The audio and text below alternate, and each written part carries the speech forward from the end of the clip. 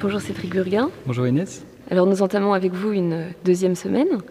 Et la semaine dernière, vous nous disiez que le code de droit canonique s'adresse aux fidèles, donc aux baptisés. Mais que pensez-vous du cas des baptisés très jeunes, donc qui n'en ont pas fait le choix, ou des personnes qui sont devenues athées par la suite? Alors il y a deux choses dans votre question. La première, il faut revenir au fait du baptême. C'est vrai qu'on entre dans l'Église par le fait du baptême qui se déroule un jour, une heure précis.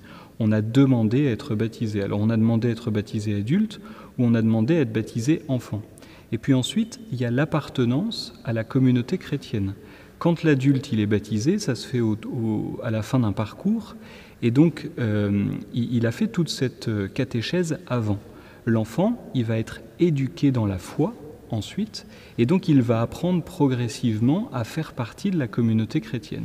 Et on voit que là se distinguent deux choses. Le fait du baptême lui-même, encore une fois, qui est un moment précis de l'histoire, on peut l'acter, le juger, et puis l'appartenance à la communauté chrétienne, qui va être régulée tout au long de la vie, parce qu'on va vivre différents événements, et à chaque fois qu'on va vivre quelque chose avec l'Église, il va y avoir des critères objectifs. Est-ce que je suis dans l'Église ou est-ce que je suis dehors? Donc l'Église a établi des critères pour évaluer cette communion.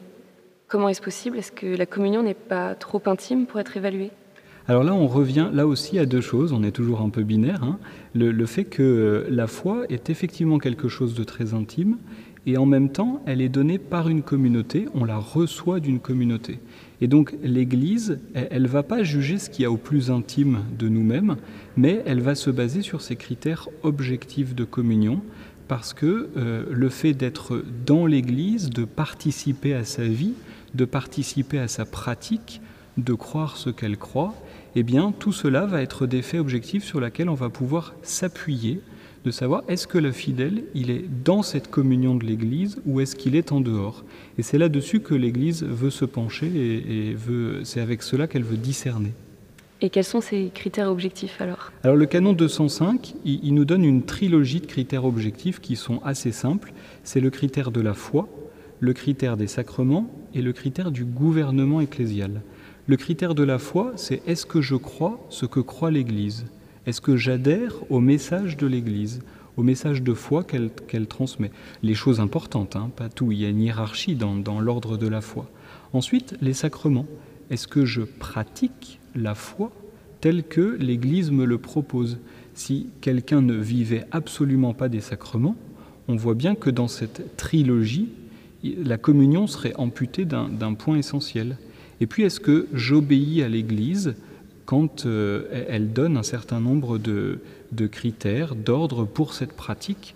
Là aussi, elle ne nous donne pas d'ordre dans tous les détails de notre existence, ce sont pour les faits les plus importants.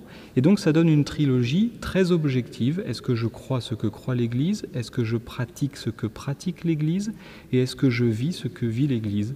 Parce qu'on voit bien qu'il ne suffit pas d'être de l'Église comme un fait historique, mais il suffit encore d'être dans l'Église, c'est-à-dire quelque chose qui se vit au jour le jour.